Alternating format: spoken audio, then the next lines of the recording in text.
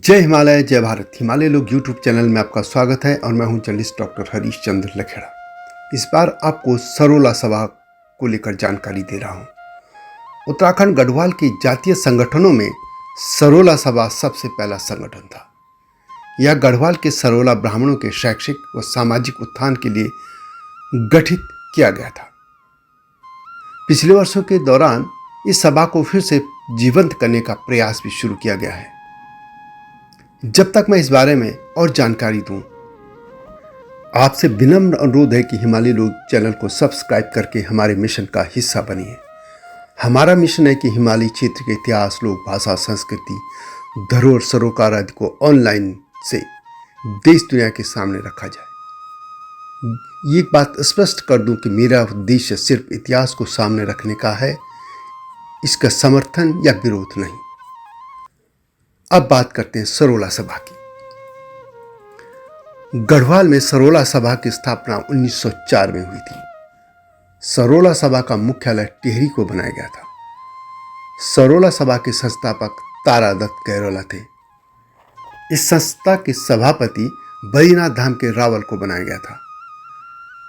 इसमें तत्कालीन टिहरी गढ़वाल और ब्रिटिश गढ़वाल के सरोला ब्राह्मण शामिल थे। सरोला सभा गढ़वाल की पहली जातीय सभा थी। इसके उद्देश्यों में जो प्रमुख बातें शामिल थी, उसमें सरोला ब्राह्मणों के शैक्षिक व सामाजिक उत्थान के लिए प्रयास करना, इन ब्राह्मणों में मादक द्रव्यों के इस्तेमाल पर प्रतिबंध लगाना, सरोला ब्राह्मणों को हल जोतने से रोकना, सरोला ब्राह्मणों का अन्य ब्राह्मण जातियों की स्त्रियों से विवाह नहीं करना, संस्कृत विद्यालय खोलना व विद्यार्थियों को छात्रवृत्ति देना आदि इस संस्था के प्रमुख उद्देश्य थे।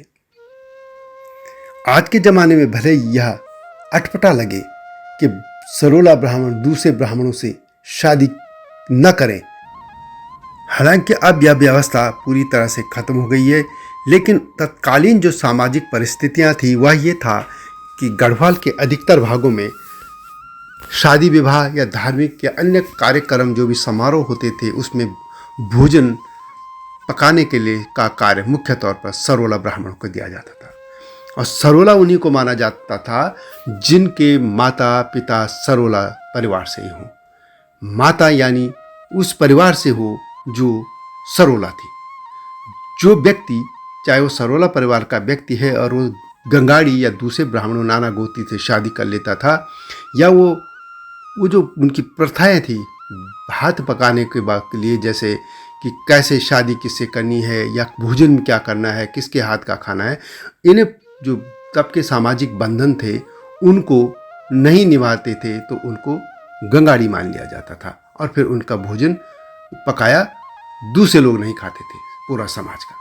तो इस तरह के लोगों की कमी हो रही थी, तो इस कमी को दूर करने के लिए यह व्यवस्था लाई गई थी। क्योंकि यदि हम 1931 की बात करें तो अकेले टिहरी गढ़वाल में केवल 735 ही सरोला नर नारी रह गए थे। यानी जो सामाजिक एक व्यवस्था को बनाए रखने के लिए, जो ये कह सकते हैं कि जैसे आजकल मंदिरों के लिए पुजारी चाहिए, तो पुजारियों की संख्या एक जैसे कम होने लग गई थी, इसलिए यह प्रथा उनको लाने का उद्देश्य था।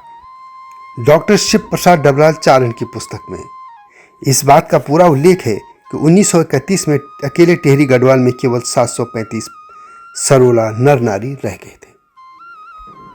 डॉक्टर डबराल लिखते हैं कि ब्रिटिश शासन की द्वितीय अर्ध शताब्दी में सरोलाओं ने सरोला सभा के माध्यम से सरोलाओं को शुद्ध सरोला बनाए रखने के लिए कतिपय नियमों का कठोरता से पालन करवाने का प्रयत्न किया था। सरोला पुरुष यदि गंगाड़ी नारी से विवाह कर लेता था तो उसकी संतान गंगाड़ी मानी जाती थी, और सरोला परिवार के लिए सरोला पत्नियां प्राप्त करना उन दिनों एक कठिन कार्य होता जा रहा था। वास्तव में यदि कोई सरोला परिवार किसी गंगाड़ी या किसी अन्य से शादी कर लेता था तो उसका पुत्र जो होता था उसको गंगाड़ी माना जाता था। इसी तरह यदि कोई खान पान के संबंधी नियमों का भी दृढ़तापूर्वक पालन नहीं करता था तो सरोला नहीं रह जाता था। यानी कोई गंगाड़ी परिवार से शादी कर लेता था सरोला, और वह उस नारी के हाथ का चावल या भात वगैरह खा लेता था तो उसे भी सरोला नहीं माना जाता था। यह सामाजिक बहुत कठोरता के नियम थे।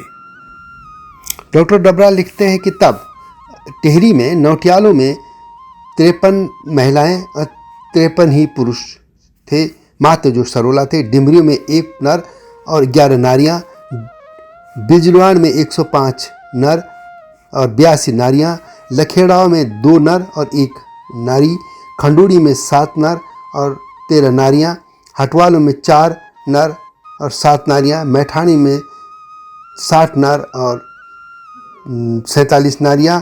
इसी तरह जो अन्य है, रतूड़ी में 2 नर और 10 नारियां, चमोली जो जाति है वो 13 नर और 14 नारियां, कोठियालों में पुरुष कोई भी नहीं रह गया था और 3 नारी रह गई थी। इसी तरह थपलियालों में 2 नर रह गए थे, मात्र नारी में कोई नहीं रह गई थी। सेमालों में 25 थे नर जो सरोला थे और 20 नारियां, ड्यूंडियों में 10 नर और 11 नारियां थी। इस तरह के और भी कई इन्होंने दिया है। और यह भी लिखा है कि इतिहास और समाजशास्त्र के विद्यार्थियों के लिए यह रोचक तथ्य है कि दूसरे परिवारों से नारियों को बचाने में कुछ सदियों तक यह ब्राह्मणी ने सभी हिंदू असमर्थ रहे थे। और गढ़वाल के जो अपने को सर्वश्रेष्ठ सरोला ब्राह्मण ये कहते थे, होने का दावा करते थे कि गढ़वाली ब्राह्मणों को भी नहीं पचा रहे थे। दूसरे जो ब्राह्मण थे गैर सरोला उनको भी नहीं पचा रहे थे। 1917 में टेहरी के दीवान हरिकृष्ण रतूड़ी ने लिखा था कि बदाणी और जोशी नामक सरोला जातियों को सरोला में न गिनने का कारण संभव तो यह है कि अब इन जातियों में कोई सरोला नहीं रह गया है। इसी तरह मालगुड़ी, गजालती, पलथ्याल, धम्मा, इन 4 जातियों में एक भी सरोला नहीं रह गया था और संभवतः इसीलिए सरोला सूची में नहीं थे। इसी तरह जसोला और चौकियाल नामक सरोला जातियों को सरोला सोसाइटी ने सरोला सूची से हटा दिया था। वास्तव में सरोला पति की सरोला पत्नी से उत्पन्न संतान सरोला और गंगाड़ी आदि पत्नियों से उत्पन्न गंगाड़ी कहलाती थी। अतः एक ही परिवार में सरोला गंगाड़ी मिलने लगे थे, इसलिए संभवतः यह प्रयास किया गया था। वैसे मैं निजी तौर पर मैं कहूँ तो मैं खुद सरोला और जो श्रेणियाँ थी लखेड़ा उसमें रहे हैं, लेकिन मैं आज के संदर्भ में इस तरह के किसी भी भेद की पक्ष में नहीं हूँ। और हम तो महानगरों में रहते हैं, कौन किसके हाथ भात खाता है कौन नहीं खाता यह कोई महत्वपूर्ण नहीं है। बस ये कि जो भोजन हमें मिलता है वो शुद्ध होना चाहिए, साफ होना चाहिए और कोशिश होनी चाहिए कि हम मांस वगैरह से दूर रहें, क्योंकि खास तौर पर उत्तराखंड या कहीं के भी ब्राह्मणों को मांस से दूर रहना चाहिए यदि वे मांस मदिरा से, यदि वे खुद को वो ब्राह्मण कहते हैं। इसे सरोला और गंगाड़ी का भेद तो आपको वैसे भी रह भी नहीं गया है। और मैं सिर्फ, मेरा उद्देश्य तो यह कि यह एक इतिहास के पन्नों में दर्ज है। मेरा उद्देश्य सिर्फ ये बताने का है कि यहाँ ऐसा भी होता था। बस इतना ही मेरा मकसद है। इस किसी चीज़ को महिमान्वित करने या उसको नकारने का मेरा कोई उद्देश्य या मकसद नहीं है। बहरहाल तारादत्त गैरोला जी ने जो ये सभा बनाई थी उसके कई बैठकें भी होती थी, सम्मेलन भी हुए थे। इसका 6वां अधिवेशन 1911 में कर्णप्रयाग में हुआ था। इसमें 200 प्रतिनिधियों ने भाग लिया था। इसी तरह 11वां अधिवेशन भी सन 1914 में कर्णप्रयाग में हुआ। इसमें कन्या विक्रय पर प्रतिबंध लगाने का प्रस्ताव पारित किया था। यानी ये बात थी कि उस जमाने में कन्या जब शादी होती थी उसमें कुछ पैसा जो पिता होता था उसका वो लेता था। ये पुरानी खस फैमिली लॉ में भी है। खस परिवारों की एक शादी की परंपरा थी जिसमें एक कन्या शुल्क लेकर कन्या को शादी की जाती थी और यही ब्राह्मणों ने भी इसको अडॉप्ट कर लिया था। तो इसका इन्होंने विरोध किया था।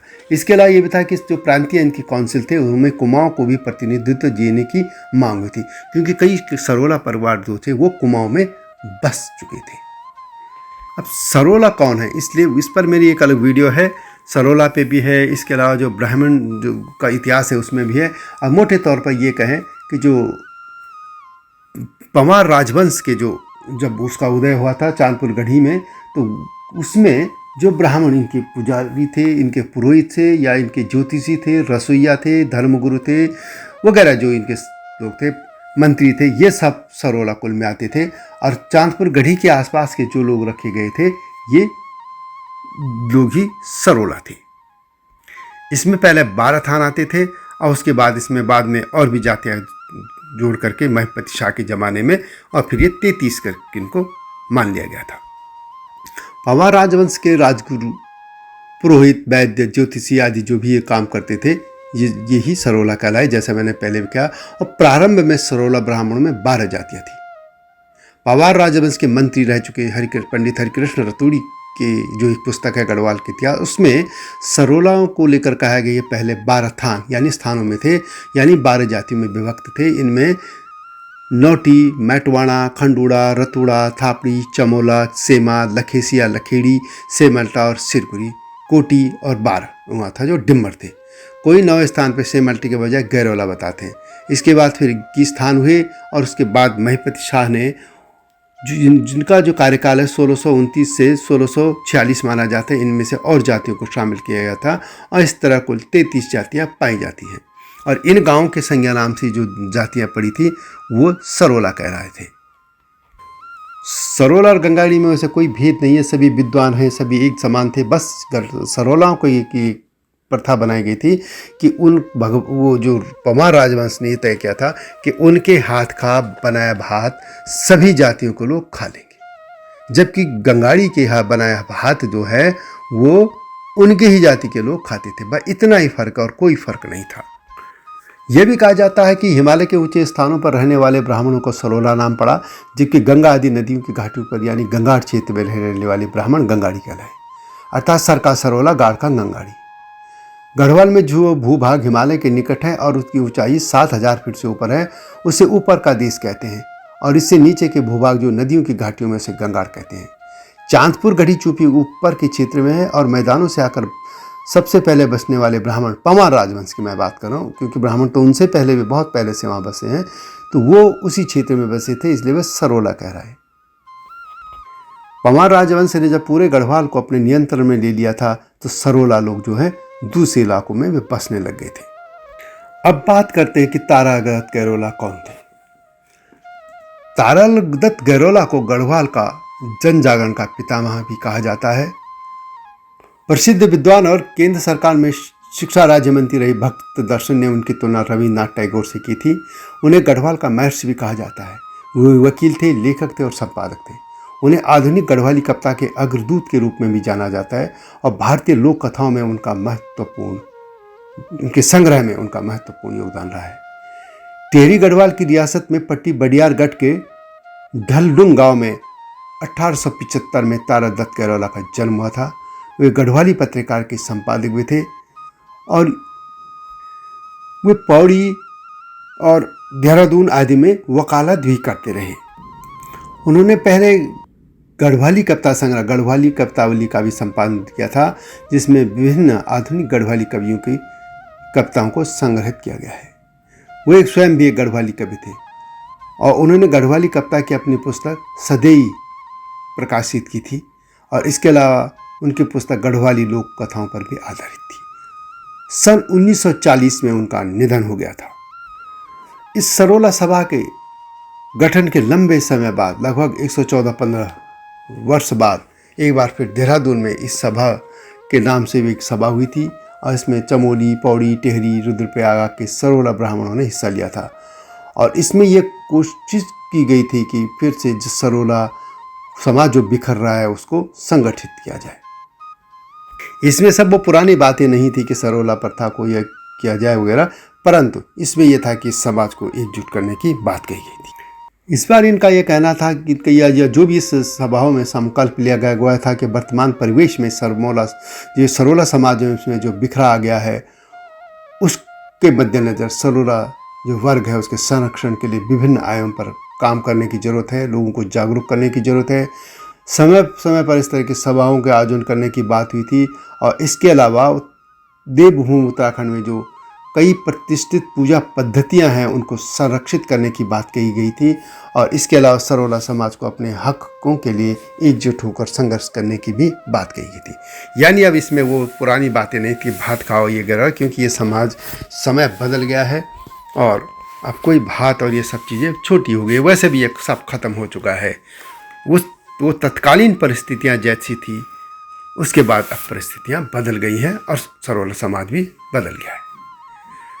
तो यह गाथा थी प्रथम जो जातीय सभा की। इसके बाद में क्षत्रिय छात्रवृत्ति जो सभा इस तरीके से जोत सिंह नेगी जी ने बनाई थी उस पर भी मैं एक जल्दी एक वीडियो आपके सामने लाऊंगा। यह वीडियो कैसी लगी कमेंट में अवश्य लिखें और इसको लाइक और शेयर करना ना भूलना। अगली वीडियो की प्रतीक्षा कीजिए। तब तक जय हिमालय, जय भारत।